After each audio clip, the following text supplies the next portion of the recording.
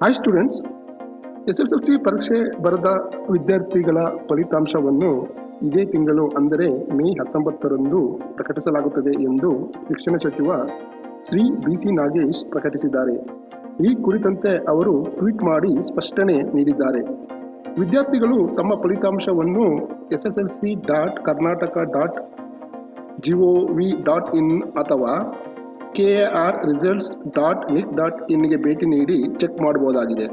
ಈಗ ನಾನು ನಿಮ್ಮ ಮೊಬೈಲಿನಲ್ಲಿಯೇ ಹೇಗೆ SSLC ರಿಸಲ್ಟನ್ನು ನೋಡಬಹುದು ಎಂಬುದರ ಬಗ್ಗೆ ತಿಳಿಸಿಕೊಡುತ್ತೇನೆ.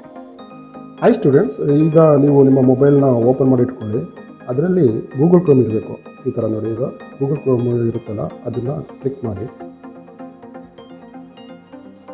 ಸ್ವಲ್ಪ ವೆಯ್ಟ್ ಮಾಡಿ. ಅದು ಗೂಗಲ್ ಇದರಲ್ಲಿ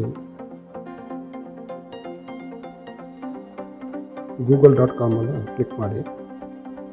ನಂತರ ಅದರಲ್ಲಿ ಇದು KaruNadu.nic.in ಅಂತ ಇರುತ್ತಲ್ಲ, ಆ ವೆಬ್ಸೈಟನ್ನು ಟೈಪ್ ಮಾಡಿ. ಇದರಲ್ಲಿ KaruNadu.nic.in ಅಂತ ಇದರಲ್ಲಿ ಟೈಪ್ ಮಾಡಿದ್ರೆ ನಿಮಗೆ ಈ ರೀತಿ ಕರ್ನಾಟಕ ಎಕ್ಸಾಮಿನೇಷನ್ ರಿಸಲ್ಟ್ಸ್ ಅಂತ ಬರುತ್ತೆ.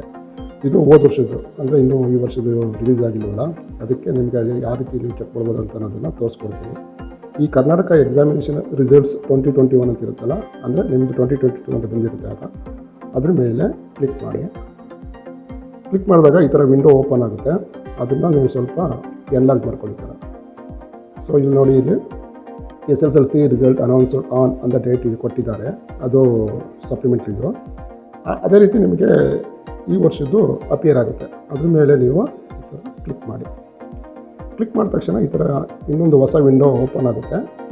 ಅದರಲ್ಲಿ ನಿಮಗೆ ಏನು ಕೇಳ್ತಾರೆ ಅಂತ ಅಂದರೆ, ಎಂಟರ್ ರಿಜಿಸ್ಟರ್ ನಂಬರ್. ಇಲ್ಲಿ ನಿಮ್ಮ ರಿಜಿಸ್ಟರ್ ನಂಬರ್ ಯಾವುದಿದೆ ಆ ನಂಬರ್ನ ಎಂಟರ್ ಮಾಡಿ. ಕೆಳಗಡೆ ಡೇಟ್ ಆಫ್ ಬರ್ತು, ನಿಮ್ಮ ಡೇಟ್ ಆಫ್ ಬರ್ತು ನಿಮ್ಮ ಅಡ್ಮಿಷನ್ ಟಿಕೆಟಲ್ಲಿ ಯಾವ ರೀತಿ ಇರುತ್ತೆ ಅದೇ ರೀತಿ ಕೊಡಬೇಕು. ಯಾವ ಡೇಟು, ಮಂತು, ಇಯರ್ ಕೊಡಬೇಕು. ನಂತರ ನೀವು ಸಬ್ಮಿಟ್ ಅಂತ ಇರುತ್ತಲ್ಲ ಬಟನ್, ಅದನ್ನು ಪ್ರೆಸ್ ಮಾಡಬೇಕು. ಪ್ರೆಸ್ ಮಾಡಿದ್ರೆ ನಿಮ್ಮ ರಿಸಲ್ಟು ಅಪಿಯರ್ ಆಗುತ್ತೆ.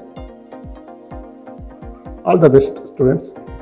ಅದೇ ಥರ ನೀವು KSVEB ವೆಬ್ಸೈಟ್ ಕೂಡ ನೀವು ಹೋಗಿ ಚೆಕ್ ಮಾಡಬೇಕು.